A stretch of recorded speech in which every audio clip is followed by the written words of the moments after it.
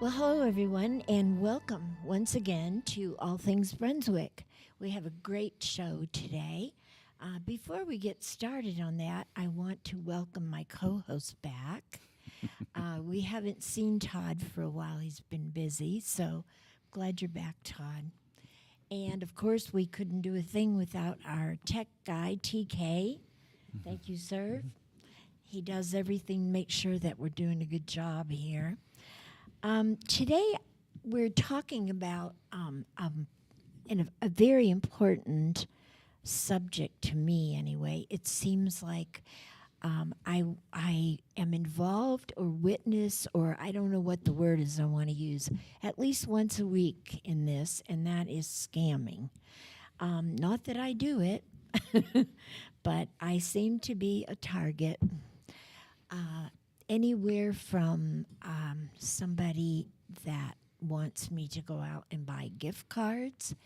I just recently had somebody get into my checking account for $1,400. And also I have these gentlemen who I never know if they're real, text me to say, I want to be your friend. So, and I know just from listening to them, reading their statements and looking at the language they use and the grammar that they're probably about 17 years old. So anyway, it's been interesting. Today I've invited two gentlemen from the Brunswick County Sheriff's Office, and this is one of your specialties, or anyway. I want to introduce Kyle White. Hello. And Justin Mullis. And I appreciate you both being with us so much. I have so many questions that I'm not going to go crazy here, but Trust me, she can. I'm probably the most curious person you'll ever meet. Anyway, Kyle, please tell me a little bit about yourself and how long you've been with the Sheriff's Office. Okay. So I've been with the Sheriff's Office a little over 6 years. Been a detective a little over a year now. Started with fraud and financial, and pretty much been here ever since. Great. And how about you, Justin? I started with Stanley County. Was there for 7 years.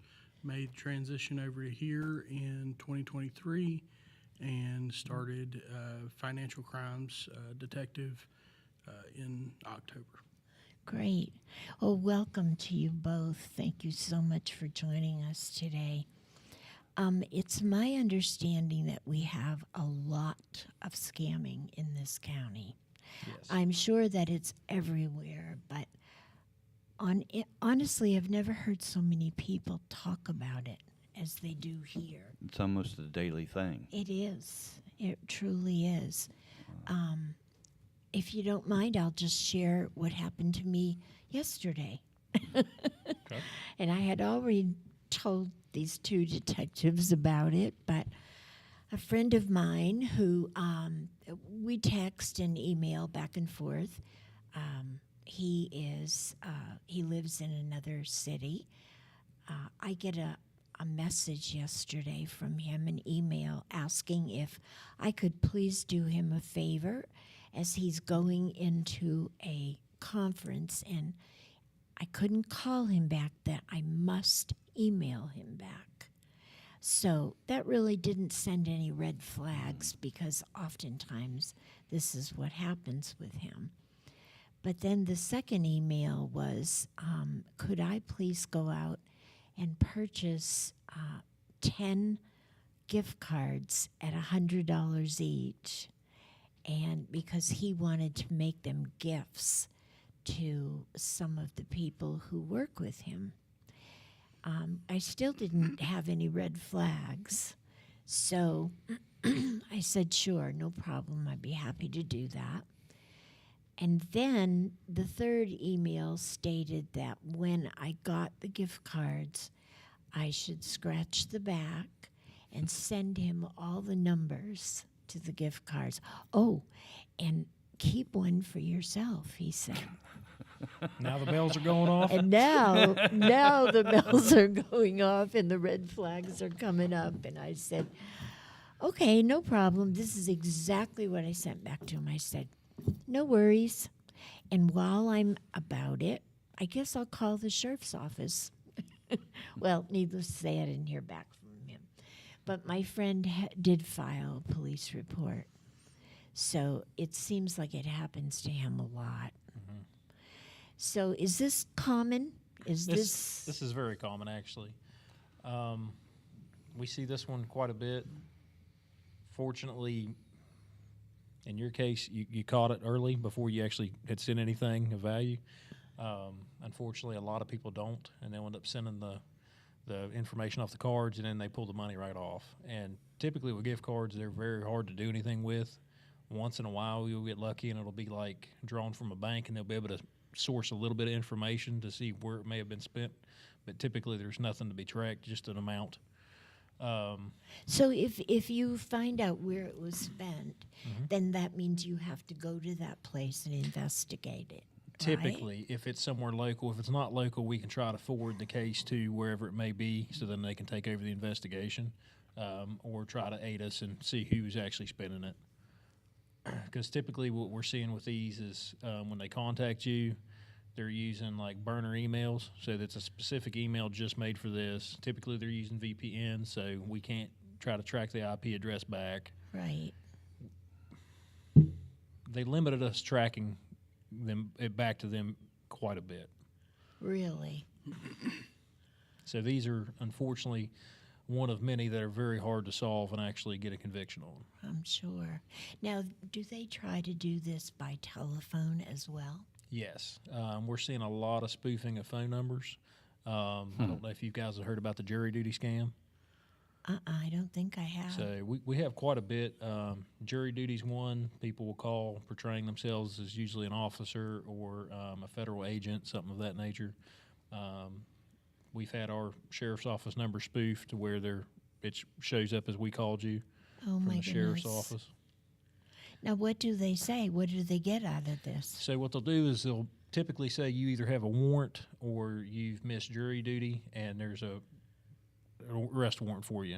But they've been authorized, if you send them crypto, typically was what it is, or gift cards, they can take care of this for you, and you won't need to do anything but come in and talk to the sheriff's office later and just let them know that you've taken care of it, more or less. After they've gotten your money. After they've gotten your money. Yeah, the money's always first. Now, I don't know, maybe I'm too curious or whatever, but do people really do that? So they Unfortunately, yes. think, yes, that's... There's been a few fall for it. Typically, it's anywhere from a few $100s to a little over $1,000. Typically, it's not huge sums of money, but any money's too much money, if you know what I mean. Absolutely. It's still theft. Right. They attempt to like play on your emotions and know what you're going to be scared of. So they try to get the urgency out there and scare you to make the payment then. So I've actually received one of those phone calls, but it was for Cumberland County. And I said, okay, that's fine. I know the sheriff. I'll give him a call. That's usually the end of it. And that, no more. Right. It was done. Yeah. And it's just like if somebody called me and it pops up that it's Brunswick County, I'm going to say, okay, I'll call Brian Chisholm up and see what's going on. And click. That's what's going to happen because they know they've been made. Mm-hmm. But this phone spoofing, it's really crazy because the other week I got a call and it was BS. But it came up as my number. I was calling myself, and I was like, okay, no, this is going to be garbage, and I'll answer. And sometimes I'll just string them along just to mess with them. Because as long as they're tied up on the phone with me and not going to get anything, they're not stealing from somebody else. That's true. So, and I'll give them all kind of run around, ask them a ton of questions and all, and I've actually had them hang up on me. The other thing that I've heard that, and my roommate actually had this happen to her, they wanted to get into her computer so that they could get the information they needed and then go to her accounts. The software problem. Right. Yeah, they so need they remote do that access. as well. Yes, so a lot of times what they'll do is say they'll send you an email, actually install an issue on your computer, say a virus, and then they'll then contact you pretending to be with, say, Microsoft, Apple, Right. whoever your computer may be through. Yep. And, hey, we've seen problems on your computer. Go to this link, let us get access, download this software, and then they basically take over your computer and can monitor basically whatever they want, or just go directly into your accounts from there. Wow. You get your passwords to your bank They'll accounts, they'll watch whatever. while you log into everything, and then they can collect all your passwords and basically have Yeah. full control of your accounts.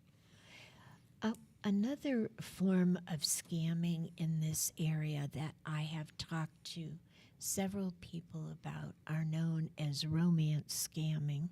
Yes.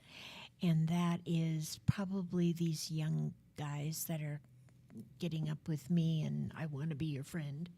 Okay. And I do know of a lady who has lost a great deal of money. We've had a few that have lost great deals of money, to the point of mortgaging their house, selling their, if they had a second home, selling those. Oh my Good gosh. grief. I know one instance we had where a lady had been a victim of this multiple times and just kind of kept doing it. I believe she ended up actually getting 7 cars involved, and she ended up sending cars away too, and I think that's still actually an active case.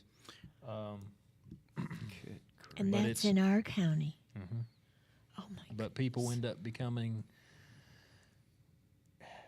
In a very involved with relationship, these yeah, people when they yeah. think that they're going to get married, and in most cases, if you really talk to them and dig into it, they've not even ever met these people. Everything's been online, everything's been through text, and they've just built such a rapport with these people that they trust them, and they trust them more than they trust you when you come tell them, hey, this is a scam, you're being defrauded, and they're taking all your money.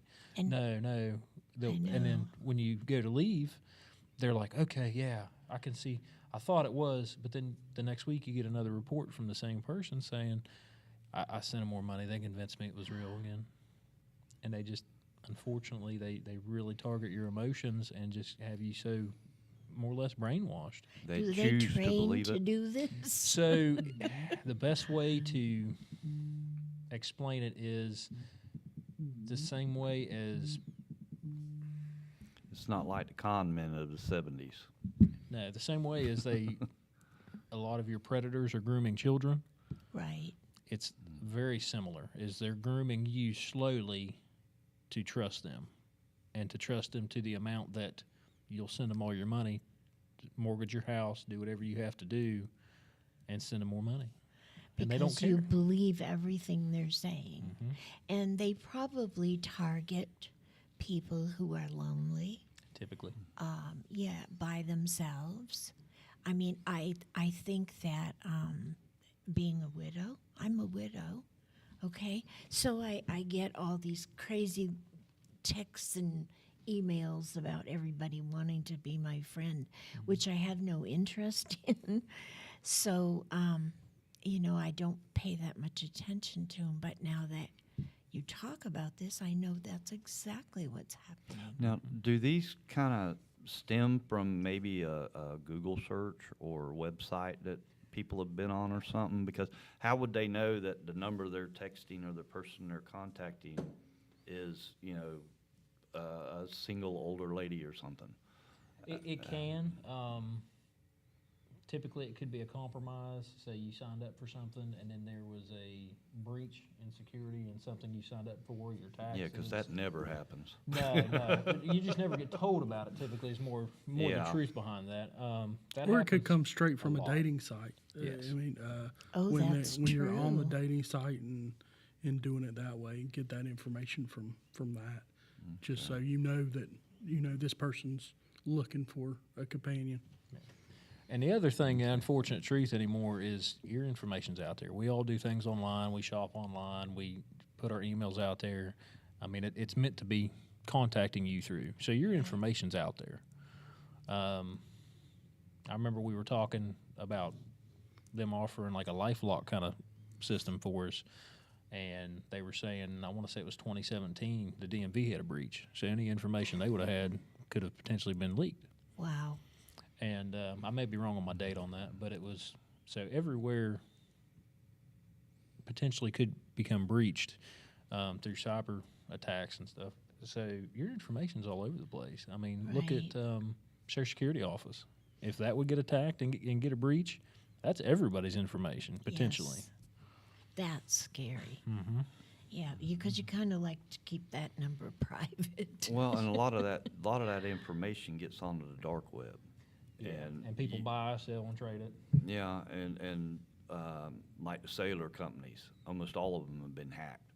Oh yeah. And because we had Verizon paid for a year of LifeLock, and I'm like, oh, so they're going to magically lose that information after a year?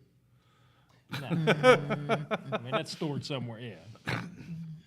But that's just part of what I've seen, because we actually had it, and I've had my identity stolen and all. They opened up a bank account and everything. And we got it stopped before any real damage was done. But it's my Thank wife's goodness. a CPA, so she stays on top of everything. She checks our bank accounts every day. And at least once a week, she'll go through any credit cards and everything and make sure there's not anything on them.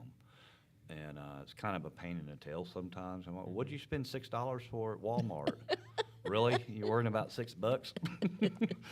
But she has caught where people have filled up their cars, because we used to have a BP gas card. Right. And there actually people were filling up their cars, and they were in Florida with our card. And we Well, contacted them, I don't and they made it understand right, that. but Yeah. still.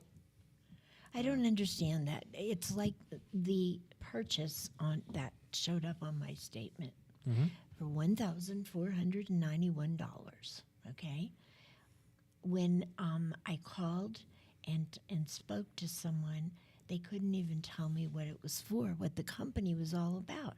It was some shell company out somewhere in Rhode Island, for heaven's sakes. A place I've never been to.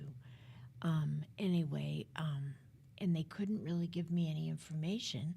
And as far as I know, they're still investigating it.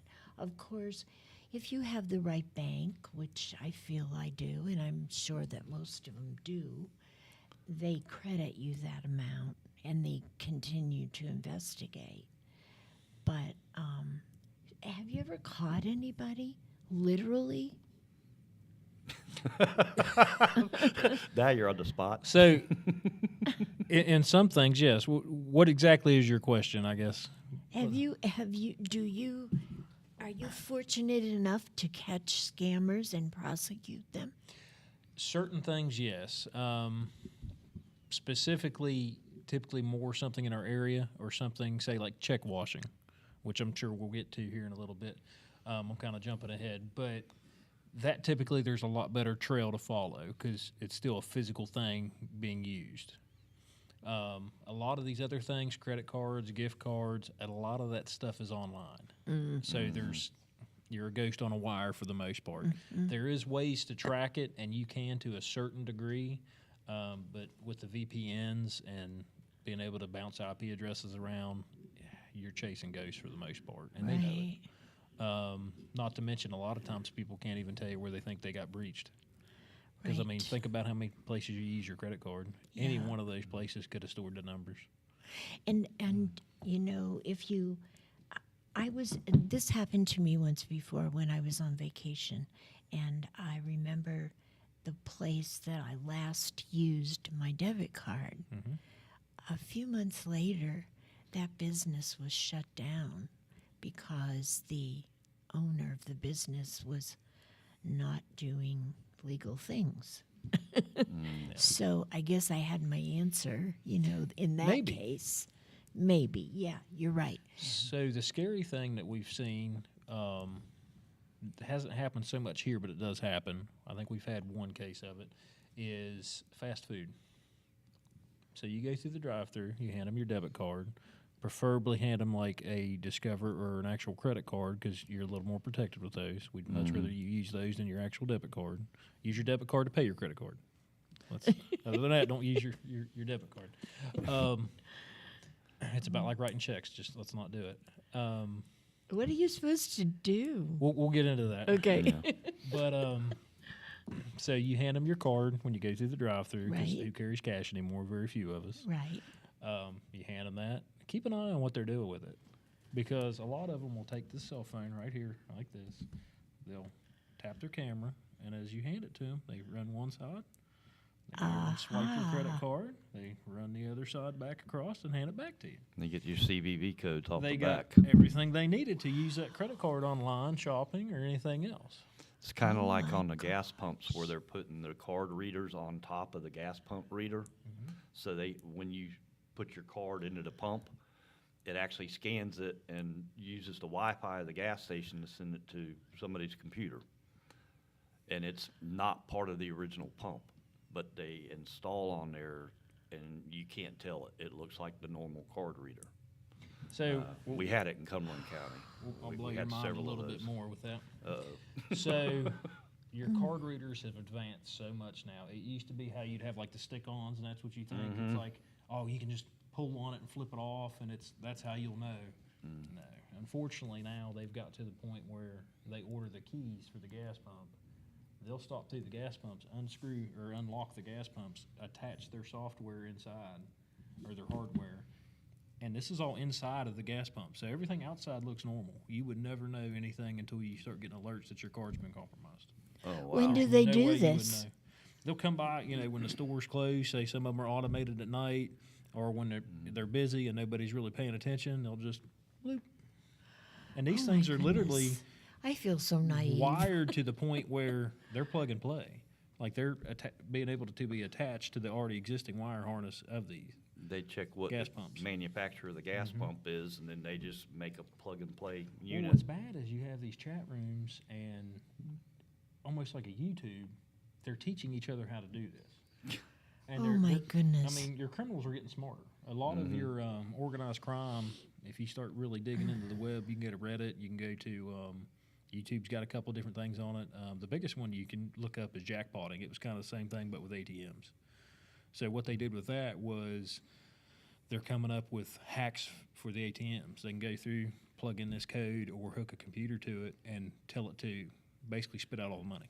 Oh my goodness. So they can go up and run, say a gift card or whatever they want to, and it just has to show that some kind of activation, and it'll prompt it to then spit the money out however the code is written. And Wow. yeah, you'll empty out an ATM. Oh my gosh. And they've come up with better ways and more advanced security for some of those too, but it's happened a few times at different places. Good grief. Not to terrify everybody, and I'm nobody terrified ever already. leave I the feel house very anymore. but- naive. But before we go any further, we're going to stop and pay a few bills. But please stay with us, folks. This is a very interesting, informative for your benefit. So we'll be right back.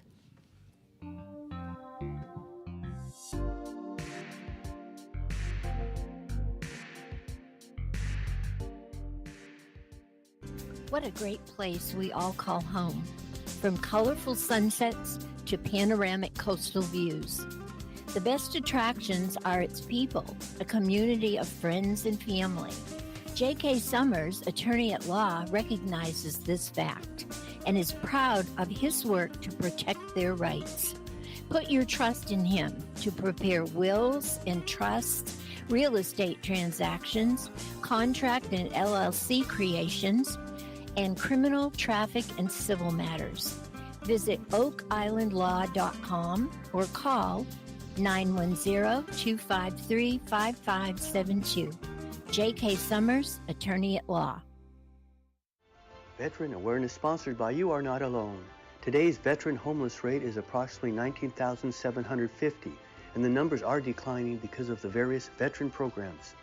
If you or a veteran you know is homeless, please call 877-4AID-VET. This is a confidential and toll-free call. From this veteran to other veterans, please be there to help our brother and sister veterans. Again, the number is 1-877-424-3838.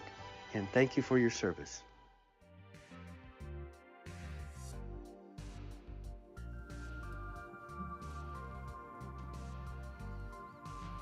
Welcome back, everyone, to All Things Brunswick. We have a very informative show for you today. Our guests are two detectives from the Brunswick County Sheriff's Office.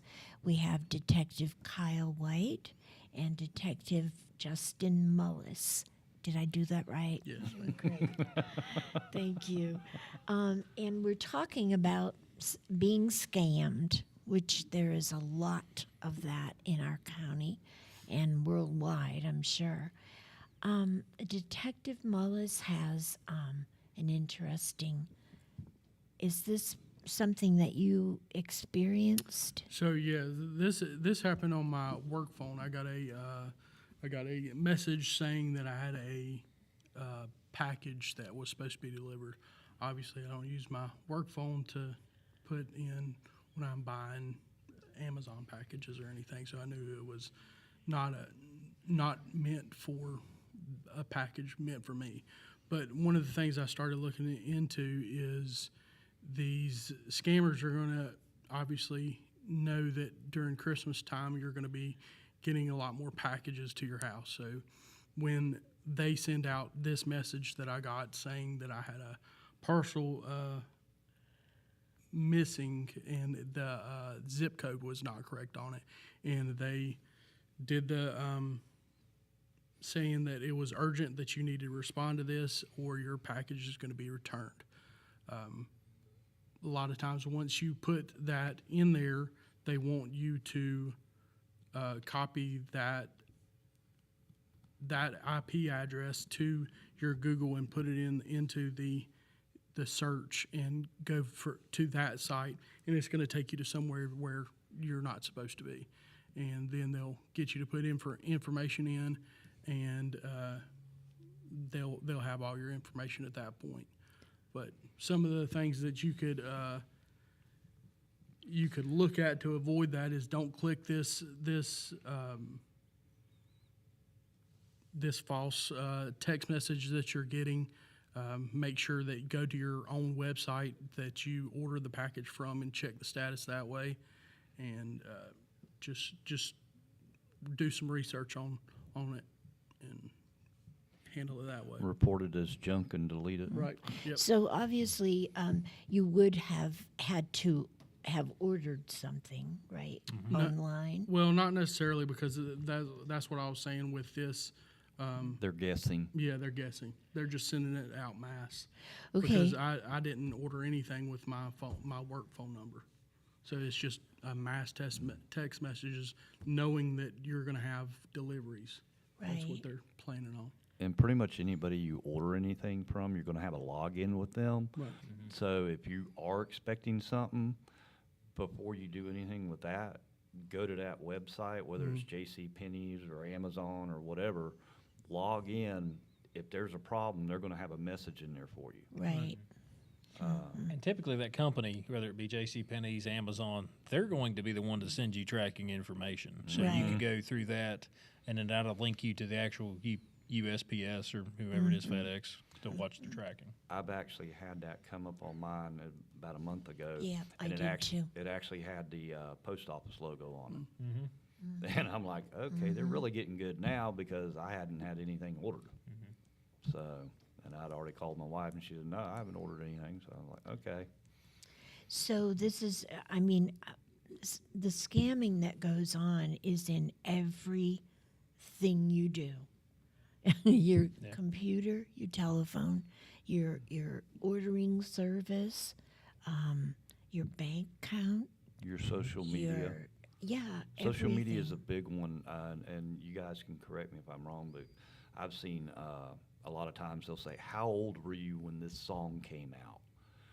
They're fishing for information, because if you say you were, 10 years old in 1973, well, they're narrowing down your age, and they ask, there's these little things, and they seem harmless, but they're asking questions that can pinpoint them to specific information about people, and it's amazing all the people that will respond.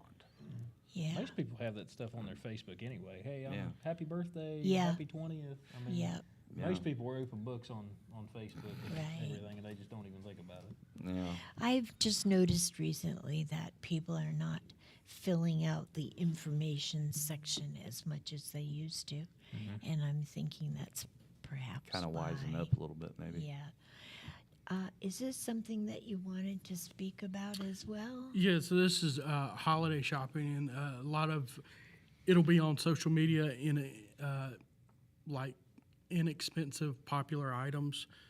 You know that this item is worth $150, and they're selling it for $17.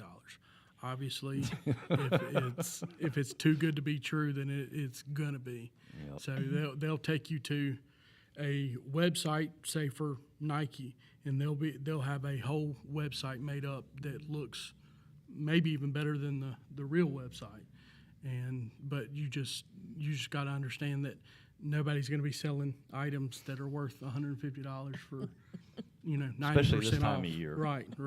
So I mean, unless you're going to Temu. yeah. So And then it's a Right. knockoff. I guess common sense Right, plays a part right. in this. Yeah. So just remember that, folks. If it's too good to be true, It is. Detective Mullis says it is. And so, are there other ways that we can protect ourselves while we're doing our holiday shopping? So, like Detective White said, using a credit card whenever it's possible, because they're gonna give you a chance to dispute those charges. Because if someone's asking you to pay for with gift cards or wire transfers or payment apps, that's how scammers operate. That's not how regular companies operate. They're going to take any major credit card, and those credit cards are going to be put in place to give you a chance to dispute those charges. Okay. So now I don't know, I guess all of them follow the same procedure, but with my debit card, I can dispute them as well. And Right. my bank will do that. They have an area that is specifically for that. Right. So, but it's better to use your credit card. It's just less information, I think. And you have less Right. exposure as Right. well. That's why I haven't used my debit card in so long, I can't even remember what the code is. Right. Because I only use a credit card, and then we just pay it off at the end of the month. It's I easier. don't believe in credit cards. I don't have any. So Two I'm the debit same way. cards. I have two, and Yes. I won't go more. I've been tempted to go back to one, and that's basically just to keep some kind of credit. Yep. It's come to the point in the world now, if you don't have credit, they almost feel like you don't exist. You can't get a loan, you can't do know. anything, and they expect you to have two forms of revolving credit to show that you can pay money back and everything. So banks can be kind of a pain with that if I you need to get a know. car loan or a house loan or something. The biggest reason that we recommend you to use a MasterCard, Discover, an actual credit card as opposed to a debit card is with a credit card, you're using their money. Right. They're real keen to get their money back promptly. Yeah. And they usually have some protections and stuff in place and insurances to where if something happens, they can still be reimbursed. With your bank, most things, online shopping and stuff, usually the fraud department will handle that and reimburse you Right. for that. There are certain circumstances, say if you use Venmo, PayPal, and you send money to somebody, that was an authorized transaction that you approved. They will not reimburse you for that. Wow, I did not know that. Depending on the bank. There's a couple, usually like state employees, will usually go out of their way for their members. Yeah. But again, not all of them will, and even sometimes they won't. Typically, it comes down to it was an authorized purchase. So that's what we run into a lot of times with like our crypto scams and stuff that we're. Tell me about this crypto. I walked into this one. You open the Well, door. I'm sure I'm not the only one that is not real familiar with it. Well, it's new. Honestly, we're still getting familiar with it. We actually consult with the FBI and Secret Service quite a bit when we get these, just because it is such a new thing. We're still learning. They're still learning. I mean, there's times I've called them and they'll be like, well, we'll figure this out together. And then we talk it out, and then usually we try to come up with a plan with it. And Sure. unfortunately, it's kind of like gift cards. It's still, for no better way to put it, the wild, wild west. Some places will work with you and send you information. You can send them an email, and they'll send this stuff to you. Some of them won't even send it with a search warrant. So Wow. it just depends on where it is. Well, most of these places are online, overseas. Yeah. The actual physical places almost don't exist. Yep. Like I'm trying to remember which There's one it cyber was. buildings. Just about. Yeah. Some of your banks have gone that way too, and they're pretty much an online footprint. And that's about it. They may have like one office, which is like a little office space in a FedEx building somewhere. Oh my. I- And that's trustworthy, supposedly, I guess. Well, I remember I just recently went to a conference for fraud and financial crimes and stuff, and so you get a bunch of investigators in a room, and they tell stories, and they'll do presentations. But they were saying that one of the exchanges, like when you go to send a search warrant, it goes to a PO box in like the back of an Amazon warehouse, and that's all it is it just says, hey, for Coinbase or whatnot, whichever one it may be. I can't remember the exact exchange, but it's literally like the mailing address is literally just a little The back closet. PO box Amazon. that's a closet, and once a month somebody might pop in and check it. Oh my word. So some of these are very much basically an online entity, and they're Well, doing all this I exchanging see of money. these machines. Okay. I hate them, but okay. I know. And I watched a lady one day put an awful lot of money into that machine. Was she on the phone the whole time? Yeah. She was being scammed. I can pretty much 100% tell you she Really? was getting scammed. Yep, she was talking on the phone and she was popping money into Yep. that machine, and it was the machine was at a service station. I am mean, 99.9% sure that is a scam. Wow. So this person has scammed her and got her to believe them so that she's sending money to them through this, and this is the crypto thing. So they're very much like ATMs. Some of them will take credit cards. You can swipe your credit card, send an amount to an address. Some of them are almost like a Coinstar, where you just like deposit cash, and then it'll exchange that for whatever crypto you're doing. I think one's Litecoin that we've dealt with. Bitcoin's the typical one because it's kind of the leader Is that that started everything. considered money? Yes. So in the sense that it has value, not in the sense that you can go to 7-Eleven buy groceries. So Okay, that's Bitcoin- confusing. It's digital currency. Okay, It's not a so- currency you can hold. Well, all right. So somebody has to have a crypto or Bitcoin account in order to get that money from this lady? typically. Okay. And then how do they use it? So you have to usually start a wallet. So the easiest way to explain it, we're going to take it down a lot. So same as you have a wallet that you keep your money in. Right. This is just a digital version. Okay. Okay. So then when you're creating your Bitcoin, basically it makes an address, and then that's your Bitcoin amount when you're buying it. Wow. And this is all done digitally. So say you have $20 in your wallet. Mm-hmm. Okay, so now that has an address associated with it. Where it gets real confusing is now I'm going to send this to somebody else.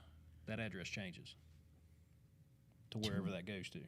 Really? So that's why it becomes inherently very quickly hard to track. I'm sure. And then, so from this wallet, I send it to, say, you. Now it's in your wallet. Now it's got an entirely different identity to it because that number entirely changed just because it went through a source. And they probably set that wallet up with a fake ID or something. So Because once you get most to of them that- want you to scan your ID when Right. you set them up. Wow. How do you spend it? So you typically you just, it's almost like companies where they're like trading stocks. The value goes up, the value goes down based on the demand for it, for the most part. Not too many places you can actually just walk into and spend Bitcoin. I think Tesla, will let you spend some. Well, what good is it then? It's the new fad. Oh, for goodness. Yeah, and you What can do is I think cash Bitcoin's conversions. It's $90,000 a No, Bitcoin it's over or something? 100,000 Is it now. 100,000 Yeah. now? It busted 100,000 last It's week. all the time going up. And it's Bitcoin's the leader of it, basically. It's the one that started. You've had a bunch of spinoff. I'm sure you heard Elon talking about Dogecoin. Yes. It was kind of a fad for a little bit. They were kind of playing with, and people made money on it because it went from fractional of a cent to actually almost $1. I think. So is it considered like a stock? It's like a digital currency stock. Kinda. Okay. That's the best way I can describe it. It's really hard to explain. and It's It is. confusing. We could do a whole show on that, but he's got some other issues he wants to Okay, talk about. please. Because the time's getting away from us. But it's a very hard thing to track, and that's why most of our scams we're looking at typically either want gift cards or crypto Right. for payment, because it's very hard to track or even impossible to track in certain cases. And pretty much once it hits an exchange, say your crypto, it's cashed out to so many different people, you're not going to track it. Wow. You're pretty much done with trying to track it. It almost sounds like it was invented for that purpose. Well, it was in the original point of the invention of it, I think, had noble means. That way the government could control it. It was kind of outside of Big Brother oversight, like your banks. You can't just print more of it. Yeah, Like you it's can with digital money. mining is what they call it. Yes. And so it is much more You know secure about it. for the most part. It checks on itself and builds. So you can't counterfeit it necessarily. Okay. So it is a little bit more secure in that sense. The sense that without that oversight, it's pulling teeth to track. Yep. And it doesn't, each one kind of has its own footprint, but like I said, it gets mixed into so many other things and changes hands so many times, each time it changes its identity.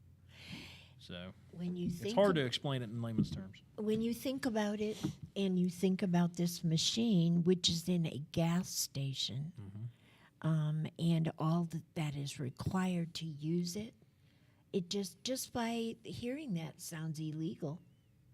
It seems shady. And Yeah. to be honest, I'd say if we really looked and ran figures on it, I would say you have two people that primarily use it, suspects and victims, if we really Really? got down to it. So Wow. that's why I kind of said at the beginning I hate them, Yeah. because we've had a lot of victims end up losing quite a bit of money to them. So these romance scams, okay, do these people use that to send the money? Sometimes we've had some of those where crypto was used. A lot of times it's just they're sending money, they're sending cash.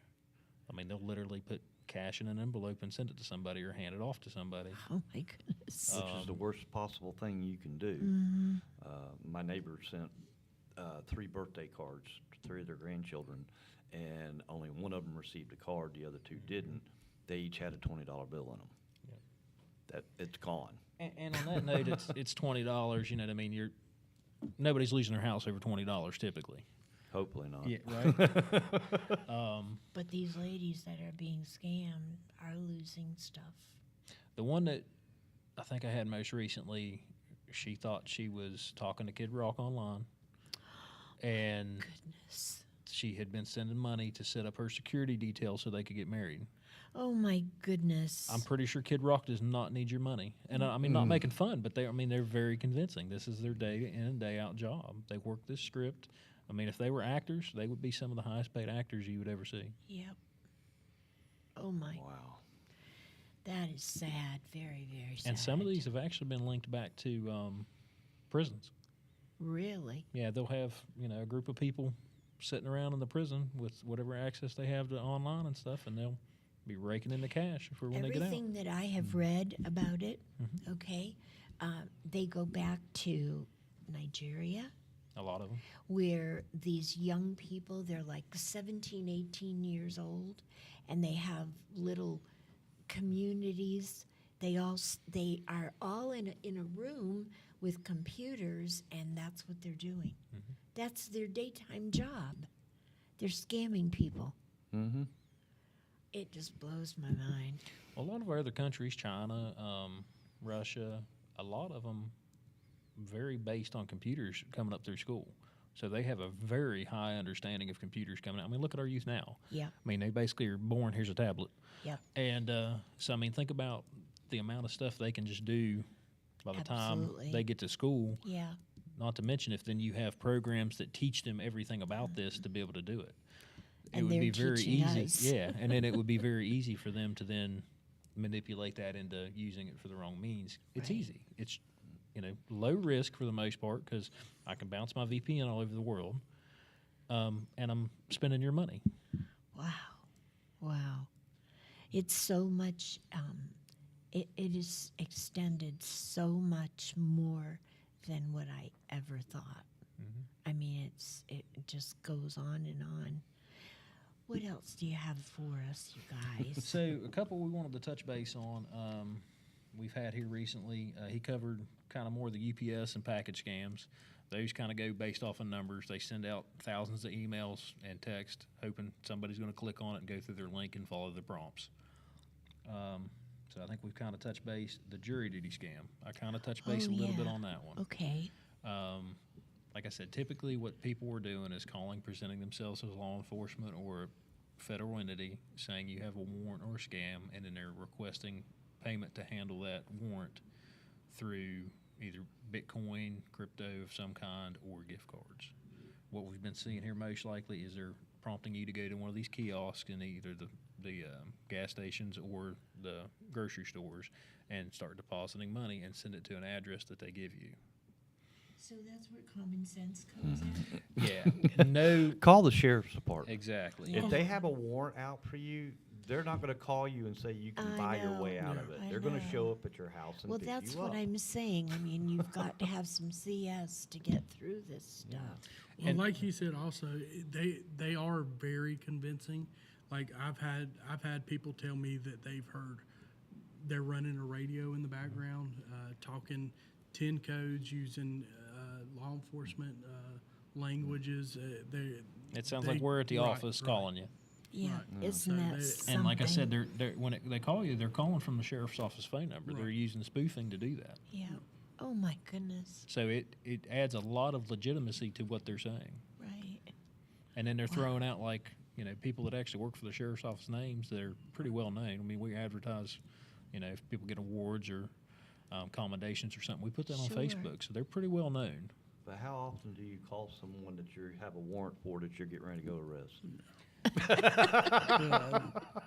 I'd say 1 in 100 kind of thing. It's usually because you're real familiar, typically. Yeah, you know the person. Like they and know and they're it's- coming to be picked up. It's not a typically. big issue. and never No. and never offer money in exchange for it. So yeah, Oh, my goodness. So the biggest thing that we try to do to combat pretty much all these scams is they spend a lot of time putting stuff out on social media. When we get a new scam, I try to get Miss Emily, which is our media person, to put it out on social media Right. through our app. If you don't have it, it's the BCSO Sheriff's Office app. It is Please a get it. It's a awesome tool. great That app is awesome. Yes. It's totally free. Go to your app store. We got it for Microsoft and Apple. You can do pretty much everything on it. You can do house checks for your house. If you go to the More tab, you can see all the most local scams. You can go click on that stuff. It'll give you more details on it than you'd probably ever want to know, because then you're going to become a hermit and never leave your house. And Or get a concealed carry. just do that anyway if you can. I mean, that's always a good idea. But yeah, there's crazy amount of information on there. You can do commendations if you have a complaint, you're not happy how something turned out. You can lodge a complaint through there. All kinds of contact information. So the think number it's one very useful. thing that you suggest in getting information and any kind of help is do get the app for the Brunswick County Sheriff's Office, right? Yep. I have it. I think it's great. I've got it. And during PTC 8, thing was awesome. Google Maps, nobody could keep track of the roads, but you could just pull up the app and it'd go down, okay, they haven't posted it's open, so that one's still closed. And you can just go on Oh, I down and it'd know. list every road Yeah. that was closed. I called from the airport and I couldn't get a hold of Brian, so I called it Felicia. I told him I called you Girl Friday, you know. And yeah, I said I called her and asked her if I was able to get home from the airport. And this, I called from Philadelphia because I didn't want to fly into Wilmington and not be able to drive home. And Todd was picking me up, so anyway. But it's great. I went to the app and it showed me that, you know, what was closed and what wasn't. And a lot of times they put out pictures of why it's closed too, because a lot of people don't realize. It's like, well, what do you mean the road's closed? They don't realize there's a truck where the road used to be down in the road. Yeah. So it gives you a little better understanding of why the Right. road is closed. So it's not just, hey, we're wanting to be mean and shut the road down. Y'all don't want Okay. it closed anymore. No. Let's summarize. I had one people more can thing I do. wanted to. Okay, well, discuss. we're getting, we're going to be time crunched here Okay. before the Title theft. We Okay. started talking about that before we started the show. Have you? I know you said you've had a little bit of it here. How are they doing it in North Carolina? Because North Carolina has some very unique requirements that other states don't. I think it's Georgia. They can steal your title. They don't have to have a copy of your ID. In North Carolina, most register of deeds require a copy of an ID when they're doing a title change. So most recently what we've been seeing with them, we've had a few that were caught kind of mid to towards, you know, getting into closings and found out, hey, this is a scam. We caught it like just in the nick of time. But typically what they're doing is they're using fake IDs. So they'll present themselves as the owner of the property. Say if they're wanting to get the money from the closing. It's not quite exactly the same as title theft, but it's all kind of all included. So they'll present themselves as either the owner and trying to sell the property to get the money from the sale, or they'll present themselves as a pretend buyer. And they'll come up with fake money, use fake identities to then buy this property and then sell it for real. So then that money is now real.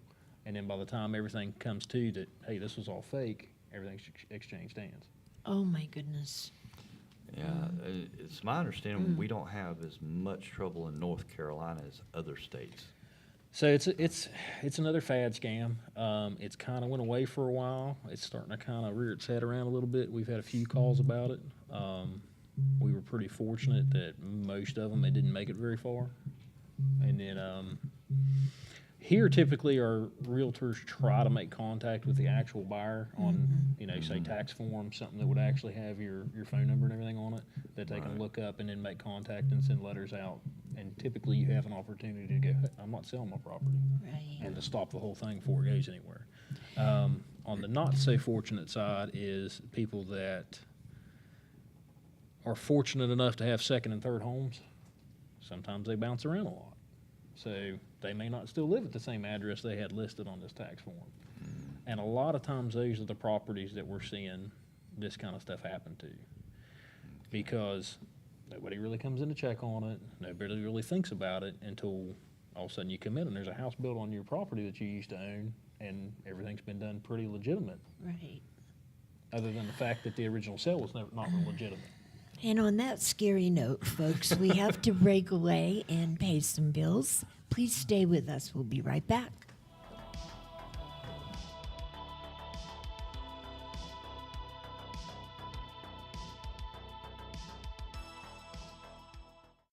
What a great place we all call home. From colorful sunsets to panoramic coastal views. The best attractions are its people, a community of friends and family. J.K. Summers, attorney at law, recognizes this fact and is proud of his work to protect their rights. Put your trust in him to prepare wills and trusts, real estate transactions, contract and LLC creations, and criminal, traffic, and civil matters. Visit oakislandlaw.com or call 910-253-5572. J.K. Summers, attorney at law. Veteran Awareness sponsored by You Are Not Alone. Today's veteran homeless rate is approximately 19,750, and the numbers are declining because of the various veteran programs. If you are a veteran you know is homeless, please call 877-4AID-VET. This is a confidential and toll-free call. From this veteran to other veterans, please be there to help our brother and sister veterans. Again, the number is 1-877-424-3838. And thank you for your service.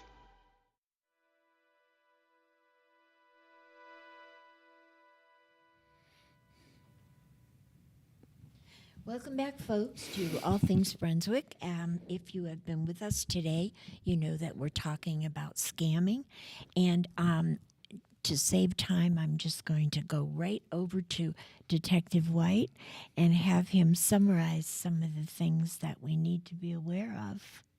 So big things are we're seeing a lot of emails coming out, making false threats, saying, "Hey, we're going to leak that we've been watching your computer. We know you've been on pornographic websites. Send Bitcoin, usually in the sum of $2,000, to this address." Obviously, typically they're sending pictures of your house from Google. These are fake. The biggest thing is you would never even know. You shouldn't be opening emails that you don't recognize, because one, it could be phishing. Two, it could just be that they're trying to send emails hoping to scare somebody and get them to send money. Yeah. There's no legitimacy to these. If you are on those sites, don't go to those sites. If you're not on those sites, you don't got anything to worry about. Pretty much everything we've seen on those, again, they're using fake VPNs, so there's nothing to really track with them. They're just sending out thousands of them, hoping to catch somebody that bites. Sure. Typically, there's no personal information to really identify you. What it is pretty much stuff you can find on a Google search. Mm-hmm. So with those, don't be worried about it. If you get one, call us. We can kind of walk you through the steps. Pretty much with any scams, if you feel like it's a scam, give us a call. We'll talk you through it on the phone. Great. We can usually kind of knock them down on most scams. We'll kind of touch base real quick. Fake charities. This time of year, everybody's feeling like giving. Just do your due diligence and check on them. Check reviews. Check business bureaus, stuff like that. A lot of them will have links if anybody's reported them as scams or had issues with them in the past. Mm-hmm. Just do your research on them before you just send them money. Great. So that's the biggest thing with that. Mailing checks. This is probably my biggest pet peeve here of late. Please do not mail checks anymore. If you need to pay bills, try to set up through your bank either a bill pay, set it up using a credit card. Almost all of them do some kind of auto draft now. We've had so many checks get intercepted, and even if they don't take that original check and change it, what they're doing is they're taking that check, they'll go down to Office Max and get printing software. They'll scan that check and duplicate what they need out of it and write as many checks as they want to whatever they want. And a lot of times what they're using is mules, so they'll take it down to Jim Bob, who's homeless down the road, and, "Hey, go cash this check, I'll give you $500. They'll go cash it, bring them back the $500, and then that's the person we're tracking down, and he doesn't know anything about it. Right. And he's unfortunately usually catching charges in some cases for stuff that he may or may not know too much about. That is an important one. Mm-hmm. Absolutely. I think the moral of the story is stick with cash. Cash is good. Don't mail cash because there's no way to track it either. If it disappears, it's gone. Yeah. We could have another entire show on this, which I would really like. Since our time is up, would you be willing to come back and talk some more on this? We sure would. Super. Folks, please remember everything that these gentlemen have stated today and use some common sense when you're doing something. I think will be helpful. I want to thank you, Detective White and Detective Mullis, very much for joining us and giving us this information. And we are going to have you back for sure. Okay. Folks, stay with us, please. Join us again next week on Wednesday. We're going to be talking with more people from the Brunswick County Sheriff's Office on human trafficking. Thank you, and thank you, Todd, for being here. Thank you. Don't forget to hit the like and subscribe button. Yeah, thanks, guys, for being with us, and we are going to see them again. Thank you, and have a good evening.